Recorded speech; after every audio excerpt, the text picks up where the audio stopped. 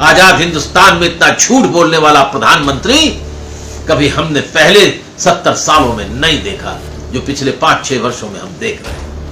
इस पूरे संकट को आपको देखा जाए, देश पर विदेशी कर्जा लाद दिया आपने, लाद दिया मोदी जी। इतना कर्जा लाद दिया है कि 2024 के बाद जो सरकार आएगी उसे करवट लेना मुश्किल हो जाएगी। कितना कर्जा लद गया देश पर, लगभग 1 लाख रुपया प्रत्येक भारतीय पर कम कर्ज हो गया है। बिना पारित कराए, बिना बहस कराए, हो करके व्हाइट वोट से पास करा दिया। गरीबों के हड्डी पर कबड्डी खेलने वाला दस्तखत महामहिम राष्ट्रपति कोविंद जी ने कर दिया। लूटो खाओ, देश के कल कारखाने लूटो, अब देश की जमीन भी लूटो। ईस्ट इंडिया कंपनी जितना नहीं कर पाई उससे भी आगे मोदी एंड कंपनी कर रही है। यही आरएसएस का राष्ट्रभक्ति है। बहनों और भाइयों, क्या देश बिकना चाहिए? नहीं। ये हिटलरी अंदाज के भाषण हिटलर से सीख करके जनता से हुंकारी भराई दी जाती थी। उत्तर प्रदेश में तो बलात्कार की नगरी खोल दी है लगता है। चारों तरफ बलात्कार हर जिलों में। क्या ये चोर थे? क्या ये बेईमान थे? क्या ये भ्रष्टाचारी थे? क्या ये आतंकवादी थे? क्या ये तालिबानी थे? ये देश की दौलत बेच रहे थे? क्यों इनको हटाया? अरे आपका आजादी की लड़ाई से आरएसएस और बीजेपी के लोगों क्या लेना देना? कहां जाए, क्या करें, रास्ता नहीं दिखाई देता। अर्थव्यवस्था ने हड्डी पर कबड्डी खेलना शुरू कर दिया है। मेरुदंड टूट चुका है। रोजगार के अवसर नहीं। नौजवान पढ़े लिखे BA, BCom, MCom, MBA, BTech, MTech form ही भरते चले जा रहे हैं इंटरव्यू देने। लौट करके माँ बाप इंतजार कर रहे हैं, बहन इंतजार कर रही कि आज तो भैया को नौकरी मिल गई होगी। खामोश मुंह लटकाए वो नौजवान, वो नवयुवती चले आ रहे हैं अपने घर में, कोई रास्ता नहीं। इसीलिए किसानों ने इन समाज के तबकों के साथ अपने को जोड़ा है। व्यापारियों ने, नौजवानों ने, महिलाओं ने, सरकारी कर्मचारियों ने, कारखाने के मजदूरों ने, बैंक के कर्मचारियों ने, खेत मजदूरों ने, ग्रामीण भारत के लोगों ने अपने को जोड़ा है। और इसीलिए 27 सितंबर को शानदार भारत बंद का आयोजन है। मोदी सरकार की आर्थिक नीति और जालिमाना हमले के खिलाफ, देश के कारपोरेट घरानों की लूट के खिलाफ, देशी और परदेशी पूंजी के हवाले देश की दौलत को करने की नरेंद्र मोदी की साजिशों के खिलाफ एक नया संघर्ष, एक नया आह्वान, एक नई शुरुआत, एक नया अकीदा, एक नया विश्वास भारत की आजादी को बचाए रखने का और अपनी रोजी रोटी के रास्ते को आगे बढ़ाने के लिए। आइए हम सब मिलकर के 27 सितंबर को हर जाति मजहब के लोग, गांव के लोग, शहर के लोग एक जगह इकट्ठा होकर 27 सितंबर को शानदार भारत बंद करें और मोदी सरकार की नीतियों के ऊपर एक जबरदस्त झन्नाटेदार अपना फौलादी एकता का तमाचा लगाएं और कहें, बदलो ये नीतियां, हमें जीने का अधिकार चाहिए, हमें देश के कारपोरेट घरानों की लूट नहीं चाहिए, हमें गरीब गुरबा इंसाफ के लिए लड़ रहे लोग, नौजवानों को रोजगार चाहिए। इसीलिए आइए 27 सितंबर एक ऐतिहासिक बंद, एक निर्णायक बंद, एक जिंदगी को बचाने का जंग, एक नए लोगों के बीच में देश की दौलत का मुंसिफाना तकसीम, देश की दौलत का न्यायिक वितरण के लिए आइए हम सब मिलकर एक साथ करोड़ों पग चलें, मजबूती के साथ चलें। जब वाकई में सामना होने लगा समस्याओं का, जब कोरोना से लोग मरने लगे, दवाई छोड़िए, अस्पतालों में ऑक्सीजन गैस तक नहीं मिली, बड़े बड़े वादे किए गए, एक नहीं बड़े बड़े सरकारी अस्पतालों में ऑक्सीजन की कमी के कारण दर्जनों लोग एक दिन में ही काल के गाल में चले गए। कुछ राज्य सरकारों ने इस पर न्यायिक कमीशन बैठा दिया कि ऐसे कैसे हुआ। प्रधानमंत्री जी रोज टेलीविजन पर आते रहे, जैसे मालूम पड़ते हैं वो देश के प्रधानमंत्री नहीं, कोई बड़े भारी वैज्ञानिक हो, लोगों को तरह तरह की बातें बता रहे थे। लाखों लोग पंजाब से, हरियाणा से, सूरत से, गुजरात से, महाराष्ट्र से, नॉर्थ ईस्ट से भागे अपने घरों की तरफ। ट्रेनें बंद कर दी गईं, बसें नहीं, पैदल लोग अपने माँ बाप बूढ़ों को रिक्शा पर, साइकिल पर और बच्चों के प्रम्बुलेटर पर खरीद करके प्यासे भयंकर गर्मी में बिना पानी के घसीट घसीट कर 800-1200 किलोमीटर पैदल चलकर अपने गांव तक पहुंचे। प्रधानमंत्री का दिल नहीं पसीजा। भारतीय जनता पार्टी की सरकार कुछ नहीं कर सकी। कोरोना में पूरी तरह सरकार और सरकार की नीतियां, सरकार के कार्यक्रम, सरकार की योजनाएं विफल हो गई। सिर्फ प्रधानमंत्री, राज्यों के मुख्यमंत्रियों की तस्वीरें रोज विज्ञापन में दिखाई देती रही, टेलीविजन में दिखाई देती रही, अखबारों में खूब विज्ञापन छपे, सड़कों पर पोस्टर और बड़े बड़े फ्लेक्सी बोर्ड हर दरवाजे पर गाड़ दिए गए। सरकार क्या कर रही है? मुफ्त राशन दे रही है, 5 किलो राशन दे रही है। फिर कहा गया कि अरहर की दाल 1 किलो, सरसों का तेल 1 किलो, मिला किसी को नहीं, ऐलान खूब हुए। 5 किलो गेहूं या 5 किलो चावल। फिर यह बताया गया कि भारत ने वैक्सीन इजाद कर ली है कोरोना के खिलाफ। विदेशी वैक्सीन जब भारत में बनने लगी, प्रधानमंत्री उन कारखानों में गए और ऐसा लगा जैसे भारत के ही लोगों ने, और अपने आप पीठ थपथपाने लगे, इतने कम समय में भारत ने वैक्सीन बना ली। प्रधानमंत्री जी, उनका नाम तो बताइए, वो कौन वैज्ञानिक है जिन्होंने वैक्सीन बना दी? हम उनको भारत रत्न देने, भारत पद्म विभूषण देने की गुजारिश करेंगे। आपने नाम तो बताया नहीं। वैक्सीन मिलेगा 1000 रुपए में, 800 रुपए में, 700 रुपए में बेच रहे थे आप। लाइन लग गई बिकने वालों की। मौत से जूझ रहे लोग कहीं से रुपया निकालकर वैक्सीन लगवा करके अपनी जिंदगी सुरक्षित रखना चाहते थे। और तब इस बीच में सुप्रीम कोर्ट ने कहा कि रोटी, कपड़ा, मकान, दवाई, पढ़ाई, ये सब संविधान के अंदर मूलभूत अधिकार है, सरकार को देने हैं।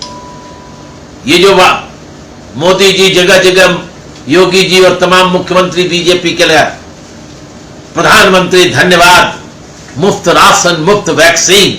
अरे मुफ्त वैक्सीन तो आपने दी नहीं ना, आपने तो दाम लगा दिए थे। मुफ्त वैक्सीन सुप्रीम कोर्ट के आदेश पर मिला है। झूठ बोलने की भी एक सीमा होती है मोदी जी, योगी जी, आपने कमाल कर दिया, कमाल कर दिया। आजाद हिंदुस्तान में इतना झूठ बोलने वाला प्रधानमंत्री कभी हमने पहले 70 सालों में नहीं देखा, जो पिछले 5-6 वर्षों में हम देख रहे हैं। आपने भोजन दिया, वो तो उन 2009 से 2012 तक देश में आंदोलन हुआ। लाल झंडे से लेकर के सभी लोग, गांव के खेत मजदूर और सब लोगों ने आंदोलन किया, किसानों ने आंदोलन किया कि भोजन का अधिकार मिलना चाहिए संविधान में। Right to food, right to education, right to information, सूचना का अधिकार, भोजन का अधिकार, पढ़ाई का अधिकार। लाखों करोड़ों लोग दिल्ली में पार्लियामेंट के सामने, डॉक्टर मनमोहन सिंह की सरकार के सामने 4 वर्षों तक आंदोलन प्रदर्शन करते रहे। फलस्वरूप सरकार को राइट टू फूड संविधान के अंदर एक विशेष दर्जे के अंदर जोड़ना पड़ा, और जिसके तहत ये 5 किलो राशन मोदी जी आपने नहीं दिया। आपने तो इसका विरोध किया था, राइट टू फूड का, आपकी पार्टी ने विरोध किया था। राइट टू इंफॉर्मेशन का विरोध किया था। आज 5 किलो उसी राइट टू फूड के तहत लोगों को मिल रहा है, और आप झूठा श्रेय, शाबाशी अपने हाथ से ही अपनी पीठ ठुकवा रहे हैं अपने ही कार्यकर्ताओं और आरएसएस के द्वारा। इस पूरे संकट को आपको देखा जाए, देश पर विदेशी कर्जा लाद दिया आपने, लाद दिया मोदी जी। 50 लाख करोड़ रुपए से अधिक हमको विश्व बैंक, अंतर्राष्ट्रीय मुद्रा कोष, एशियन डेवलपमेंट बैंक को हमको कर्जे का ब्याज देना पड़ रहा है। इतना कर्जा लाद दिया है कि 2024 के बाद जो सरकार आएगी उसे करवट लेना मुश्किल हो जाएगी। खुलासा हो रहा है। आप बताइए ना देश को, कितना कर्जा लद गया देश पर। लगभग 1 लाख रुपया प्रत्येक भारतीय पर कर्ज हो गया है। अभी 5 दिन पहले प्रोग्राम इंप्लीमेंटेशन कमेटी भारत सरकार का मंत्रालय का रिपोर्ट आया है। 2013 से 2018 के वर्षों में प्रत्येक भारतीय किसान परिवार पर 27,000 रुपए का अतिरिक्त कर्ज बढ़ गया। ये 5 साल आप ही की तो सरकार के थे। आज भारत के हर कृषि परिवार जो 10.5 करोड़ है, उसके ऊपर 75,000 रुपए का कर्ज चढ़ गया। आप किसानों की आय दुगनी कर रहे हैं कि उन्हें तबाह कर रहे हैं, बर्बाद कर रहे हैं। उनकी खेती किसानी को बर्बाद करने के लिए आप सारे संविधान को तोड़कर मरोड़कर 3 काले कानून ले आए। एसेंशियल कमोडिटी एक्ट खत्म कर दिया। अपने प्रचंड हाहाकारी और हत्यारे बहुमत से आपने लोकसभा के अंदर उन्हें पारित करा लिया और राज्यसभा में बिना पारित कराए, बिना बहस कराए, हो करके व्हाइट वोट से पास करा दिया। कानून बन गया। राष्ट्रपति महोदय, आपने दस्तखत कर दिए। गरीबों के हड्डी पर कबड्डी खेलने वाला दस्तखत महामहिम राष्ट्रपति कोविंद जी ने कर दिया। देश की खेती किसानी तबाही के रास्ते पर डाल दिया गया। काले कानून, इन काले कानूनों से क्या होगा? खेती का कंपनीकरण होगा। खेती को डाल दिया देश के पूंजीपतियों, कॉर्पोरेट घरानों के हवाले।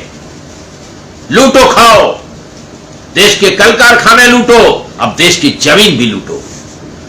ईस्ट इंडिया कंपनी जितना नहीं कर पाई, उससे भी आगे मोदी एंड कंपनी कर रही है। यही आरएसएस का राष्ट्रभक्ति है, यही राष्ट्र कर्म है, राष्ट्र धर्म है। यही आप देश के अंदर लोगों के साथ इंसाफ कर रहे हैं। मैं देश नहीं बिकने दूंगा। 2014 में चुनाव से पहले हर जगह भाषण करते थे मोदी जी।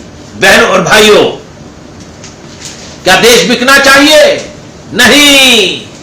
ये हिटलरी अंदाज के भाषण हिटलर से सीख करके जनता से हुंकारी भराई जाती थी और कहा जाता था मैं देश बिकने नहीं दूंगा। और आज रेल बेचा जा रहा है, गेल बेचा जा रहा है, LIC बेचा जा रहा है, जमीनें बेची जा रही हैं, बैंक बेचे जा रहे हैं।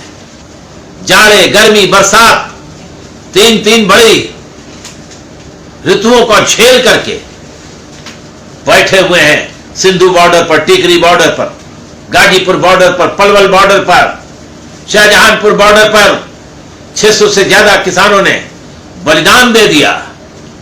करनाल में भारतीय जनता पार्टी की सरकार ने किसानों पर लाठियां चलाकर उसका SDM, उसका IAS अफसर कहता ब्रेक देयर हेड्स।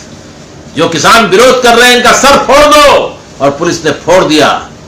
50 लोगों के सरों पर टांके गहरे पड़े, 8-8, 10-10, 4-4 किसान अस्पताल के अंदर न्यूरोलॉजिकल वार्ड में भर्ती हुए। उनको वेंटिलेटर पर डालने की स्थिति आ गई। एक किसान मारा गया। यही है भारतीय जनता पार्टी का। कहते थे कि सरकार आएगी तो स्वामीनाथन कमीशन की सारी रिपोर्ट को लागू करेंगे। आज झूठ बोल रहे हैं कि 201 रिपोर्ट में 200 जो अनुशंसाएं थी, 200 सिफारिशों को हमने लागू कर दिया। झूठों की सरकार है। हिटलर का प्रचार मंत्री गोबेल्स ये कहता था कि झूठ को इतनी बार दोहराओ कि सच उसके सामने फीका पड़ जाए। मोदी जी और उसकी मंत्रिमंडल की टोली और आरएसएस और बीजेपी के लोग झूठ को इतनी बार दोहरा रहे हैं देश की जनता में कि झूठ ही सच दिखाई देने लगे। लेकिन देश की जनता ने भी कमर कस ली है। उत्तर प्रदेश के पंचायतों के चुनाव में भारतीय जनता पार्टी को बुरी तरह परास्त किया गया, लेकिन दौलत से, सरकारी साधनों से, पुलिस के जोर से 75 जिला परिषदों में 68 जिला परिषदों पर कब्जा कर लिया। कुल मात्र 11 जिला परिषद में उनके पास बहुमत था, बाकी में तो बहुमत नहीं था, दूसरी पार्टियों का था। सबको डरा डरा के खरीद लिया, सबको डरा डरा के खरीद लिया। सब जगहों पर उत्तर प्रदेश में जिला पंचायतों के अध्यक्ष सरकारी जोर से चुनवा लिए, 75 में 68। यही भारतीय जनता पार्टी का लोकतंत्र के प्रति असीम प्रेम है। एक तरफ लोकतंत्र खरीदो और दूसरी तरफ हमारे बाप दादाओं की दौलत से जो पब्लिक सेक्टर बना है उसे बेच दो। शिक्षा का व्यापारीकरण हो रहा है, रोजगार पर लगे हुए लोगों को निकाल रहे हैं। कोरोना काल के नाम पर 12 करोड़ लोग जो काम पर लगे थे या लगे अकुशल और कुशल, अपने रोजगार से हाथ उन्होंने धो दिया, भूखे रो रहे हैं, सो रहे हैं, पैरों में छाले पड़ गए। रेल को स्लीपर क्लास खत्म कर दिया, जनरल डिब्बे खत्म कर दिए, अस्पताल में दवाइयां महंगी कर दी, निशुल्क जो चीजों की तमाम जांच होती थी वो बंद हो गया। सरकारी अस्पतालों को निजी हाथों में देने का काम हो रहा है।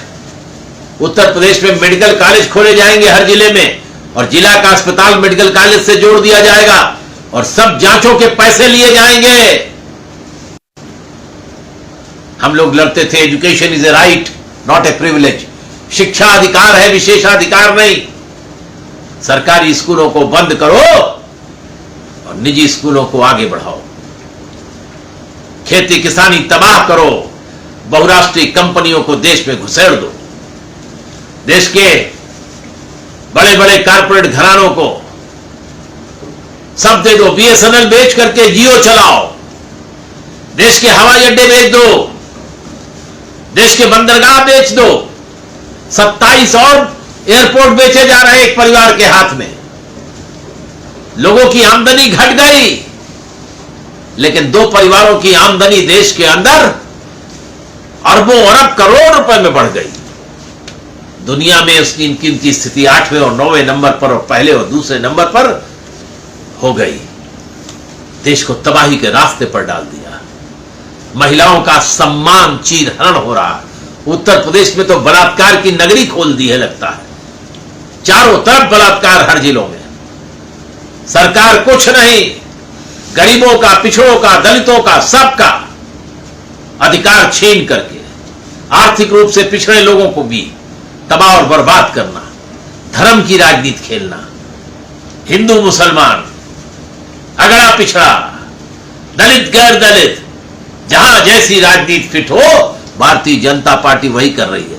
जब आप बताइए ना कि 12 केंद्रीय मंत्रिमंडल क्यों हटाए, से मंत्री क्यों हटाए? क्या ये चोर थे? क्या ये बेईमान थे? क्या ये भ्रष्टाचारी थे? क्या ये आतंकवादी थे? क्या ये तालिबानी थे? ये देश की दौलत बेच रहे थे? क्यों इनको हटाया? इसकी कोई जानकारी देश को नहीं दे रहे हैं। जाति और धर्म के नाम पर जब किसान मैदान में हैं तो आपको राजा महेंद्र प्रताप याद आ गए। अरे आपका आजादी की लड़ाई से आरएसएस और बीजेपी के लोगों क्या लेना देना? नरेंद्र दामोदर दास मोदी जी, आपकी पार्टी के लोग तो नाथूराम गोडसे की किताब वाई आई किल्ड गांधी, मैंने गांधी को क्यों मारा, उसका लोकार्पण करते हैं, उसका प्रचार प्रसार करते हैं। आपको गांधी से क्या लेना देना? आप कहां जानते हैं कि गांधी ने क्या किया, गांधी क्या कर रहे थे? गांधी, गोलवलकर ने आरएसएस में कहा था गांधी